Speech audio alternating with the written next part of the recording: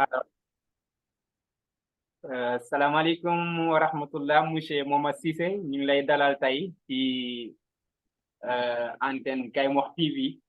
la voix de la commune de Kayemor tey nag ñu indi benn innovation boo xam ne bu bees tàq la ndax dañ toll si jamono boo xam ne technologie daa dox lool ba tax na ñu ne tamit dañuy jéem a adapté wu ci technologie yu bees yi muy xarañte yu bees yi. loolu moo tax tey ñu utiliser logiciel bii di Zoom donc laata ñuy continuer rek dañ lay bàyyi nga présenté wu gannaaw buñ la dalalee. waaleykum salaam Malick maa ngi lay nuyu di la ziar man maay tudd Momad Cissé dëkk Kayemor commune de Kayemor dëkk village Kayemor waaw nekk fi France di fi liggéeyee di leen jaajëfal di leen encourager yéen ñi nga xam ne yéen a créé Kayemor TV muy initiative boo xam ne ñëw na si heure ndaxte nit ñi soxla woon nañ ko am plateforme boo xam ne dinañ fa mën di échanger di waxtaan lépp lu soxal suñu commune donc yéen le mérite vous revient ñu ngi leen di encourager xam ne vous êtes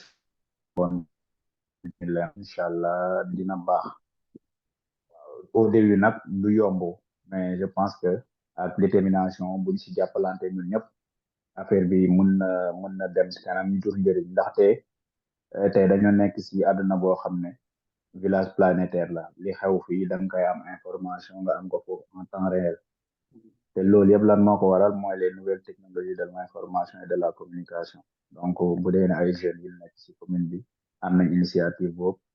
duñu mën lu dul di ko rafetlu rek di leen jaajëfal di leen encourager di leen wax ne aussi ñun tamit ñu ngi tàllal seen suñuy loxo lépp luñ ci mën a apport incha allah contribution buñ ci mën a def ñun dinañ ko def incha allah bu leen mos a hésiter di ñu contacter ak lu mën a am incha allah ñu ngi lay jaajëfal. Merci monsieur Momad donc comme ni nga ko waxee jamono ji yaa ngi France donc ñu ngi lay wax nga dal jàmm ak réew ma nga nekk foofu waaye lii yëpp xamuñ sikk sàkk ne jubluwaay bi mooy ana lan lañ war a mën a am pour mën a contribuer ci développement commune bi ci noonu mën nañu wax loolu moo sabab sax tey émission bi nga xam ne ñu ngi ko organiser uniquement pour waxtaan ci li nga xam ne mën nañu wax ne actualité la ci commune bi sànq ni ñu ngi doon diffuser benn vidéo muy benn interview buñ accordé loon le président CDS bi muy comité de santé poste de santé bu Kayemor muy monsieur Ali Niang donc ci loolu mu bëri loo xam ne expliqué na ko ba taxoon ñu waxoon mboolem koo xam ne am na bëgg nga si intervenir incha allah boo ñu contacté dañ la accordé benn temps d'antenne ci loolu yow si nga ñu contacter pour ne dafa am loo bëgg a indi pour contribuer ci waxtaan bi donc bon xam naa dañ lay bàyyi rek nga dugg ci waxtaan boobu maanaam ana lan moo tax nga ne da nga bëgg contribuer ak lan nga bëgg contribuer ci lu jëm si question boobu. waaw jërëjëf Malick comme ni nga ko waxee rek dafa am loo xam ne dafa xew si commune bi mooy li nga xam ne nii ñun ñëpp information boobu ñëpp jot nañ ci muy am koo xam ne muy ministère des finances je pense bu fa maye benn somme ci li nga xam ne moo jëm ci wàllu hôpital bi ci biir somme bi nag am na ay coow yu génn li ñu andi nii nag ñëwuñu pour charger wala leneen dañuy ñëw wax li nga xam ne moom lañ xalaat pour ñu laayante biir parce que commune boobu ñun ña fa dëkk ñoo ko mën a defar jàpp naa ne bu dee ministre des finances maye na une somme de 10 millions au niveau de la commune loo gis lu ne dafa am ay procédures yi mu war a jaar parce que tey commune yi mooy ay bokk moomeel lañ yoo xam ne dañoo fal ay ñi fa nekk muy ñi nga xam ne ñooy les maires et les conseils municipaux nga xam ne ñoo fa nekk xam ne lépp loo xam ne ñu am compétence yoo xam ne état central da ko wàccee si ñoom ñoo ko gérer santé bokk si donc ma gis ne nag tey bu fa dara duggee ci wàllu santé jàpp naa ne ñoo war a toog ñoom ñi nga xam ne ñoo ko lijjanti bi muy CDS bi comité de développement sanitaire bi te Ali Niang jiite ko di sama cousin koo xam ne bokk na si ñu ma yar c'est un gars avec qui je partage beaucoup de choses waaw en général lu may dugg wala lu ma nekk lu ne moom dina ko yëg waaw donc loolu bu dee am na ba mu ñëw li gënoon mooy dañoo waroon toog ñu waxtaan li gënoon loolu moo gënoon te loolu lay doon wax parce que li nga xam ne mooy boo ko moomee li ñuy wax code des collectivités territoriales ba am mais day wax ci compétence conseil municipal compétence yooyu boo demee ci article bi nga xam ne mooy à 80 lépp loo xam ne don la lu ñuy maye wala lu ñuy lekke loolu conseil municipal bi moo am compétence pour accepter ko conseil municipal bi le maire inclus parce que maire bi mu ngi si moom moo koy jiite conseil municipal moo war a accepter loolu donc boo demee tey si article 80 code des collectivités locales bu loolu weesoo maire aussi dafa am ay pouvoir xam ne boo demee si même code des collectivités locales maire aussi bu fa dara duggee maire war na koy parce que santé compétence boo xam ne la tey maire moo ko géré mairie bi moo ko géré municipalité ba boo demee mairie sax am na commission boobu ne moom moo nekk si wàllu santé xam nga tey nag lu tax état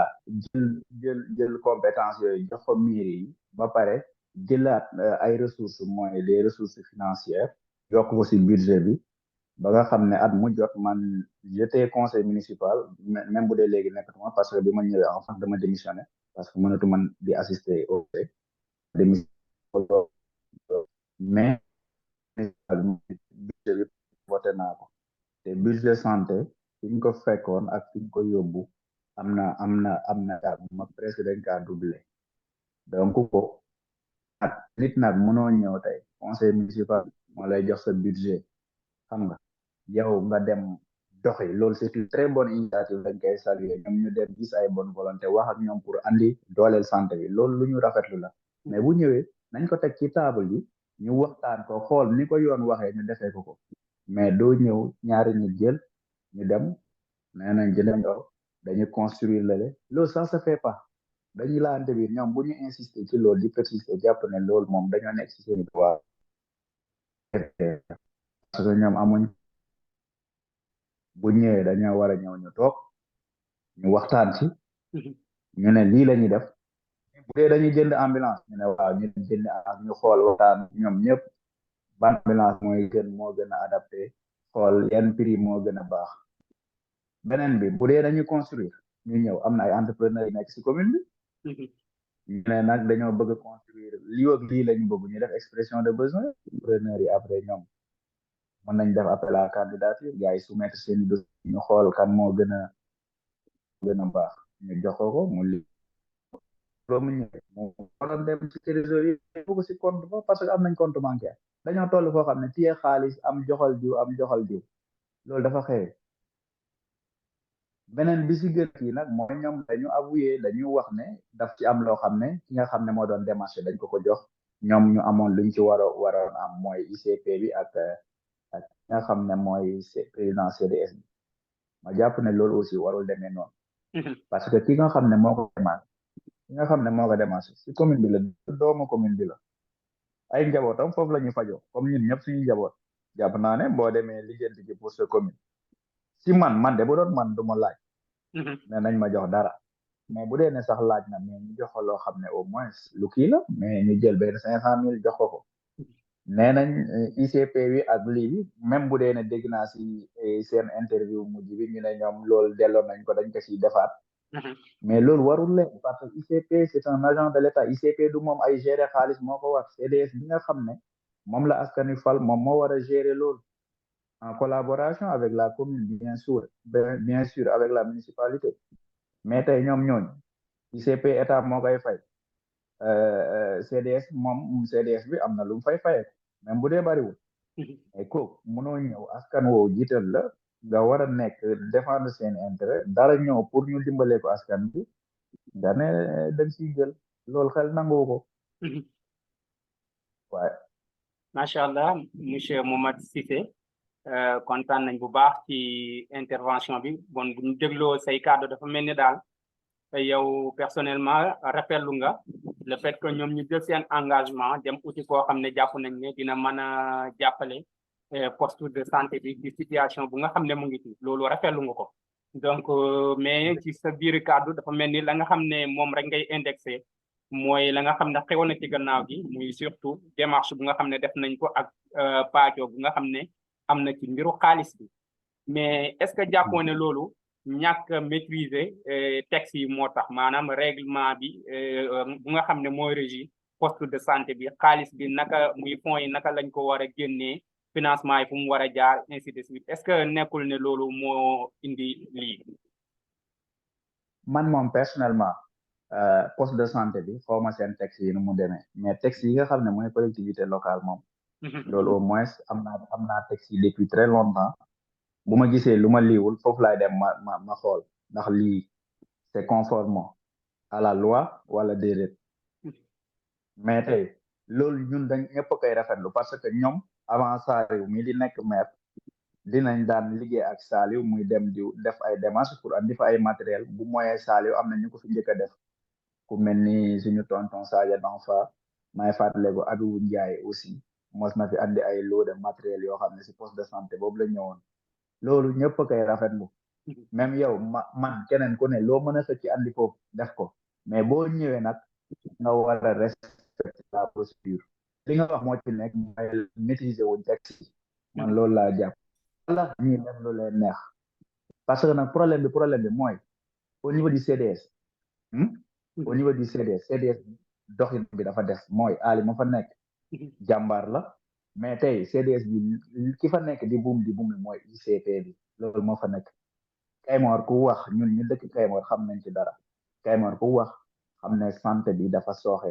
biir Kaymoor mooy poste de santé bi nga xam ne moo fa ne ñu construire ko depuis 1954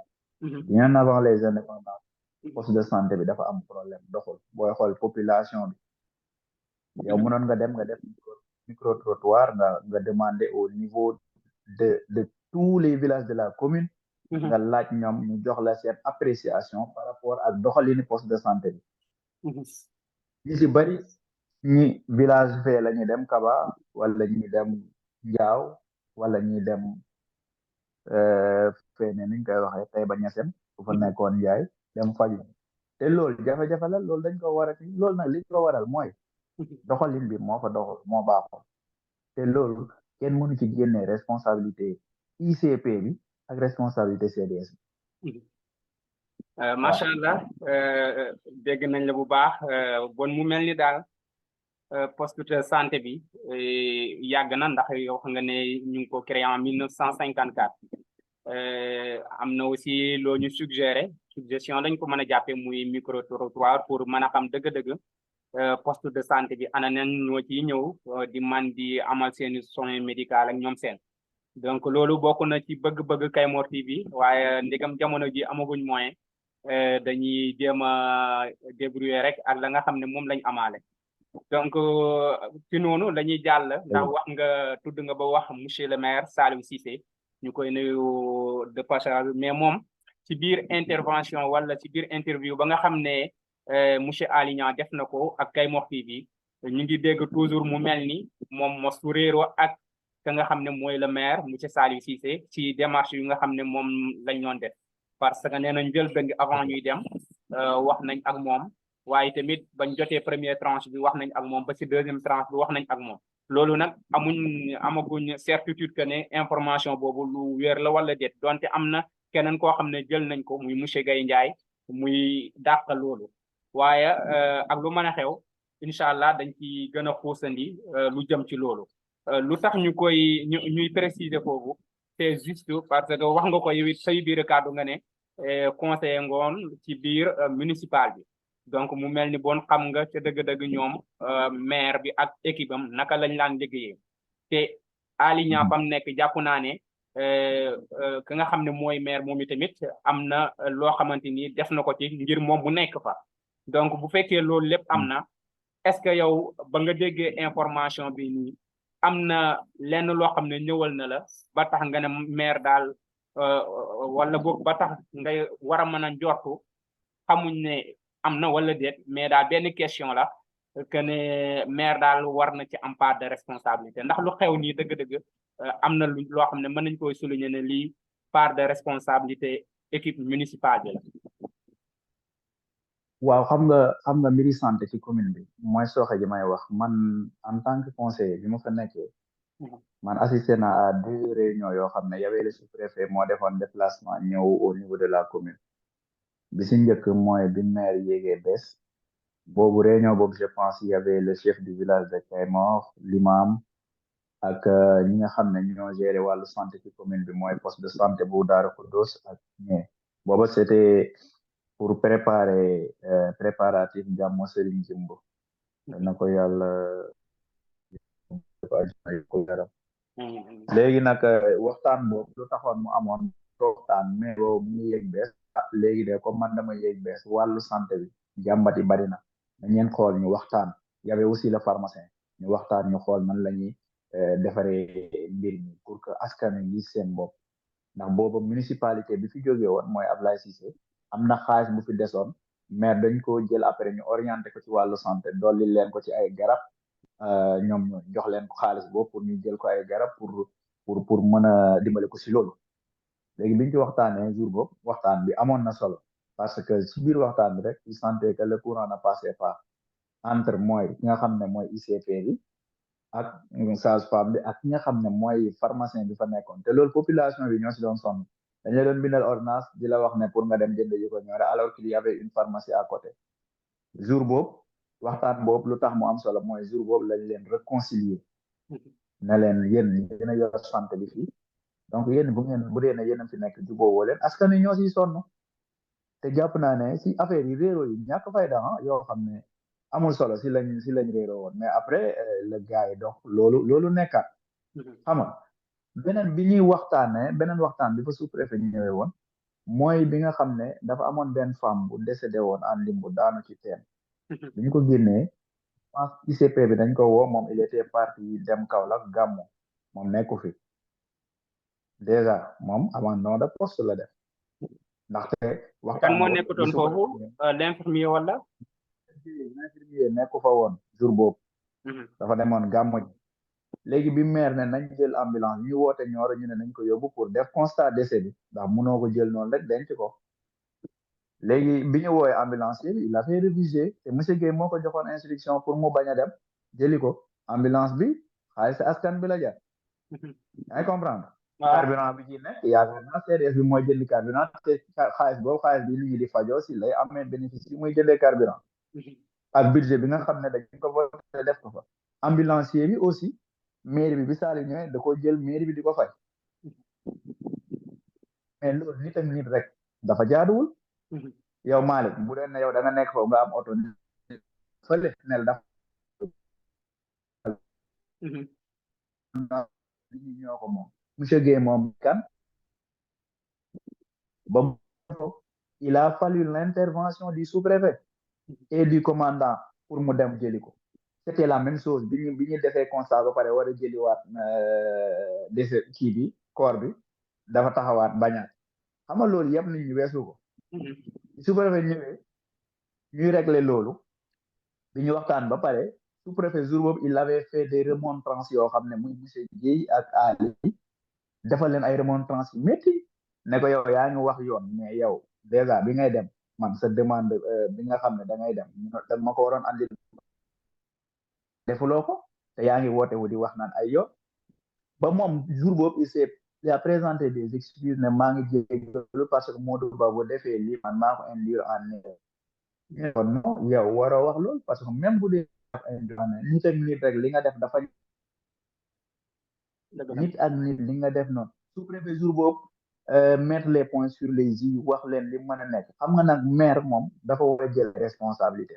jàpp naa ne jour boobu la waroon jël responsabilité parce que ICP bi li fi nekkee tegu ko fenn loolu passé lii amaat dama naa jàpp ne responsabilité maire est engagée parce que nag moom lañ dénk wàllu santé municipalité bi lañ ko dénk moom municipalité bi yaa ngi comprendre donc nit ñi bu ñu demee ba am problème di joytu chaque jour nit ñaa ngi joytu moom moo war a jël toutes ses responsabilités def li mu war a def sinon bu ko deful nit ñi ñoom ñu ngi si à côté ñun dinañ def li ñu war a def toutes les démarches yu ñu war a def pour monsieur Guèye li mu fiy def ñu dénoncer ko fu ñu ko mën a dénoncer ñun ñu ngi si loolu incha allah te léegi incha allah du yàgg di ngeen dégg démarche yooyu peut-être aboutir na wala ñu ne la ñu ngi siy dox bu yàgg maire moo war a jël ses responsabilités parce que man de jàpp naa ne maire secteur bu mu gën a bi moo xam bi muy wut mairie bi moo xam bi mu gagné secteur bu mu gën a jox cër mooy santé avant muy nekk maire lim fi andi ci ay matériel santé loolu mosu fi am bi mu nekkee maire ñëw na fekk budget bi mu doublé ko mairie bi sax jël na benn partie boo xam ne da leen jox ay garab yi ñu subventionné te teewul tey la garab yi gën a cher koo wax mu ne la seen ordonnance yi dafa cher te dañ leen fay bàyyi dem kaba yaa ngi comprendre nit nag munoo yow sa devoir nga def ko ba pare ne doo réclamer say droit sa devoir boo ko defee nit ki deful ay devoir am da nga ko war a teg ci yoon macha allah bon mel na ni daal comme nu nga ko waxee le maire am na responsabilité am engagé na mais i tamit ki nga xam ne mooy l'infirmier moom it am na si part de responsabilité boo xam ne bu am solo la ci loolu wax nga aussi ne am na démarche yoo xam ne yéen a ngi ko commencé ngir jéem a xool naka ngeen di fajee gàllankoor jafe-jafe boobu xam naa bu dee mën nay nekk dañ la laaj ndax man nga ñu si compal si yooyu démarche nga xam ne yéen a ngi ko bëgg a def pour jéem a xool naka la ñu réajuster la nga xam ne mooy santé ci commune bu Kayemor ndax bala nga naan naam nekk fa te vraiment population Kayemor ku nekk xam ne ne am na yenn jafe-jafe ci wér-gu-yaram yoo xam ne des fois dañ ko fay faral di gis bon monsieur Cissé ndax man nga ñu compal lenn ci démarche yooyu nga xam ne yéen a commencé ngeen ko bu fekkee ne am na wala amul ndax commencé ngeen ko wala commencé gu leen ko mais aussi yan xeetu démarche la démarche yi lenn la rek mooy que ne jafe-jafe yi nga xam ne moo fi nekk ci wàllu santé ñu koy dund population yi di ko dund ñu taw au fort dénoncé ko première étape bi mooy loolu dénoncé ko à travers moo xam à travers la presse nationale à travers les réseaux sociaux wax ay kilifaam ne ko si lu ko neex la nekk askan wi dañoo sonn mu taxaw si ñu kilifa yooyu jéem a jël seeni responsabilité waaw léegi loolu si la nekk gannaaw loolu yi tamit am nga lu xew nii nga xam ne dëgg moo sabab waxtaan bi ka nga xam ne moo ko def sax mën nañu wax ne ko sabab nekkul l'infirmier en tant que tel mais boo xoolee doomu Kayemor la doomu commune bi la muy le président Ali Niang genre jafe-jafe yooyu muy jafe-jafe yu nga xamante ni doomu askan bi muy doomu commune bi ñoom ñoo koy faral di teg population Kayemor yooyu moom lan nga jàpp ne moom moo war a doon solution man dama jàpp ne Ali Niang Ali xam nga lu ko dal mooy dafa nekk koo xam ne kooku da ko gën a yeewu xam lu mu xamul ci wàllu santé bi yaa ngi comprendre Ali moom c'est l'avocat de Guèye tey réunion yi ñu fa doon def non boo attaqué wax Guèye li fi hôpital bi doxul moom mooy taxaw di ko défendre donc moom Guèye da koy jël di ko utiliser Guèye da koy utiliser barki démb rek mooy semaine passée am na gars yi dëkk Temple doon ñaxtu loolu ndaxte dañoo andi seen benn xale bu feebar mu ne leen dafa wàcc du ko laal waaw d'accord moom am na heure xëy am na heure wàcc comme ni ko ñëpp amee mais jàpp naa ne nit bu dee ne dafa nekk jógee dëkk ba dëkk ñëw ba foofu ak Temple Kayemor ku ne xam ne nawet bi nu mu jafee da ngay xuus si ndox mi risque bu ne nga courir ko ñëw ba andi la malade yow nga nekk si biir hôpital bi yaa la moindre des choses mu nga xool bu dee ne urgence la nga xool ko bu dee ne du urgence nga ne ko demal ba suba sax mais dangay ñëw mu lay jaay gerte ne dafa wàcc maa ngi wax beneen mooy démb maa ngi dégg sama benn copain Yoro Diallo benn mbokkam moo fa yendu ba ngoon ñu bindal ko ay ordonnance muy jënd ordonnance ba si ngoon ko ordonnance bi ñu ko mujjee jëndal amul xaalis mu woo ko mu dugalal ko wéev yi amul xaalis jour boobu moom mu dawal motoom ñëw wax ki fa nekkoon ne ko est-ce que mën naa la dugalal wéev waa ji dafa bañ ne ko du ma ko jël dafa mujj wër ba sonn amul wéev xam nga pratique yooyu loolu c'est de l'abus te population ñëpp ko war a bañ kenn wane nit ñëpp ko war a bañ est-ce que moom monsieur Cissé il était obligé comme mu am Wave parce que itamit xam nga loolu yaakaar naa. waaw xam nga loolu buñ koy wax mooy que ne ñun ñëpp ñoo bokk foofu nekk fa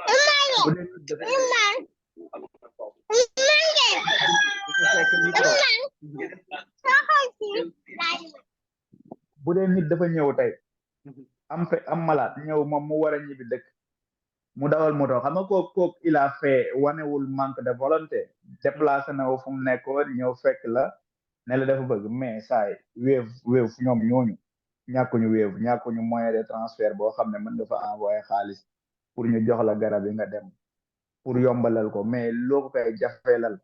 loolu lan la lay yokk nañu jiital humanité parce que dañ ne santé action sociale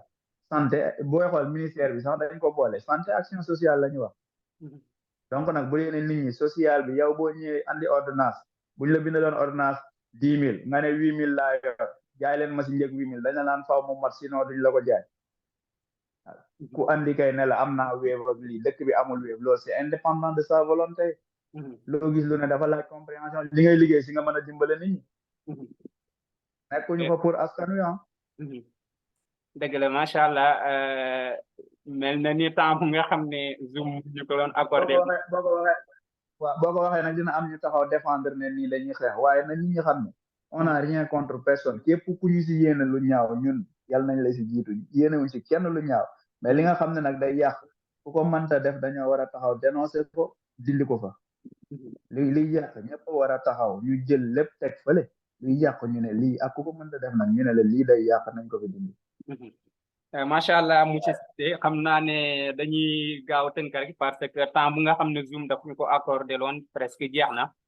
waaye ci noonu ñuy wax ne kii di am na ñaar suñuy naataango muy monsieur Seck ak monsieur Dioum Baydi Dioum actuellement rejoindre nañu ci waxtaan bi ñoom ñoom ñooy ànd di liggéey ci Kaymor TV donc laata ñu lay jox pour nga joxe sa message bu mujj ndax xam naa du ñàkk dina am loo xam ne ba di nga ko bëgg a yóbbante population Kaymor dañuy jox rek monsieur Seck ak monsieur Baydi bu fekkee ne ñoom am na yenn kàddu yoo xam ne bëgg nañ koy jàllale balay temps bi di jeex xam naa ngeen résumé rek sama gars yi kàddu gaa ngi noonu ak yéen monsieur Seck. ok amul benn problème incha allah. oui grand Mamad ñu ngi lay nuyu. Max temps yaa ngi forme de. waaw ñu ngi lay nuyu non nekk ma ci dara ñu ngi lay nuyu bu baax di may fàttali ne 8 minutes ñu defee ñu gaaw. ok bon dañoo xaw a am quelques difficultés pour rejoindre la réunion. ouais. waaw c'était donc lié à des raisons techniques quoi donc di remercier aussi Malick donc moom mi nga xam ne donc il a pu faire donc l'émission avec vous donc qui concernait aussi cette polémique là autour donc du don bi nga xam ne le ministre des finances monsieur Mamadou Moussa Ba donc defoon na ko pour hôpitalu Kaymor bi waaw mu nekk loo xam ne Kaymor TV puisque dafa nekk pour commune bi yëpp donc c'est normal genre polémique yi bu amee donc ñu jël kàddu gi jox ko ñi nga xam ne ñoom ñoo nekk les concernés pour ñu mën a exprimer wu mën a joxe seen version des faits loolu dina mën a tax aussi nit ñi nga xam ne peut-être parfois ñu ngi wax et duñu am toutes les informations ñi nga xam ne aussi dañuy wax tamit donc c'est très normal ñoom tamit ils ont le droit li nga xam ne seen dëkk la ñi nga xam ne ñoo nekk au niveau donc du poste de santé ñoom ñi nga xam ne wala ci comité de santé bi ñoom ñoo leen fal ñoo leen fa teg donc seen ndaw leen donc c'est normal aussi bu ñu déggee yenn xibaar ñu wax si ba nga xam ne dina jur les concernés ñoom tamit ñu ñëw exprimer wu donc actuellement adduna bi foofu la toll adduna bi fi mu toll mooy donc tout se discute lépp la ñuy waxtaanee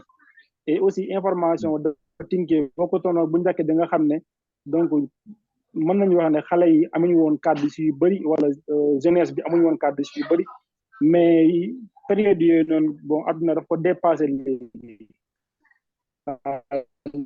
léegi ndaw ñi